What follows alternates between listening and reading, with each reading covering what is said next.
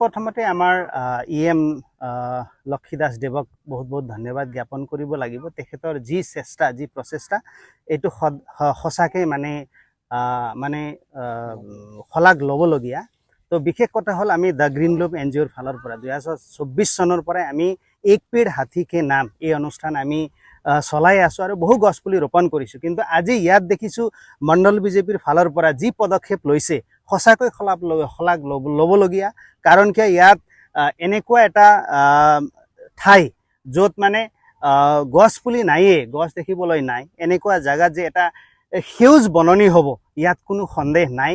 আৰু লগতে এই যে কল পুলি বহু ধৰণৰ কঁঠাল এনেকুৱা ধৰণৰ হাতীয়ে খোৱা কিছুমান গছ ৰোপণ কৰিছে, ই অহা দিনত যে ইয়াত আহি কিনে হাতীৰ যে এটা খাদ্য হ'ব ইয়াত কোনো সন্দেহ নাই। আৰু অহা দিনত ইয়াতে হাতী মানুহৰ যিটো সংঘাতৰ প্ৰশমনৰ ক্ষেত্ৰত এই ভূমিকাই যে ডাঙৰ মানে এটা ভূমিকা ল'ব ইয়াত কোনো সন্দেহ নাই।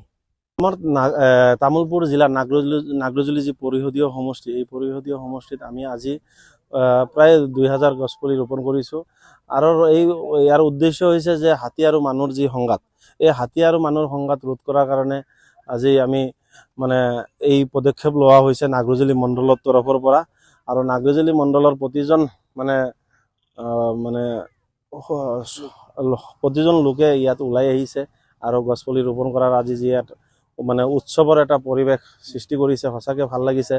আৰু আমাৰ মানুহৰ এটা আতংক এটা হৈছে যে হাতীয়ে যিহেতু আপোনালোকে গম পায়, হাতী আৰু মানুহৰ যি সংঘাত, এই সংঘাতে আমাৰ কালৰূপ ধাৰণ কৰিছে। আৰু প্ৰত্যেক বছৰে এই নাগ্ৰজুলি সমষ্টিত 4-5জনকৈ লোকৰ মৃত্যু হয়।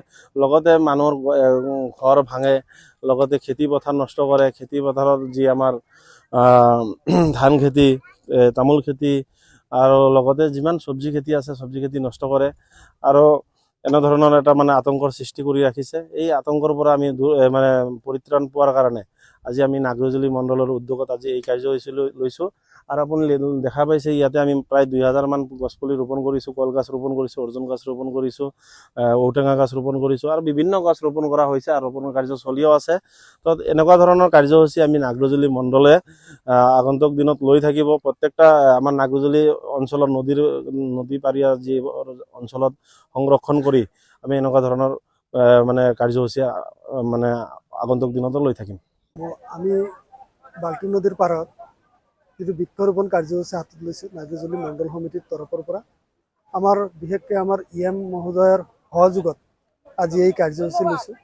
প্ৰায় 25-30 বিঘা মাটি লৈ আমি এইখিনি কৰিছোঁ। কাৰণ বনাঞ্চলৰ পৰা জনাঞ্চললৈ বনৰীয়া হাতী আহে আৰু বহুতো মানুহৰ ক্ষতিসাধন কৰে।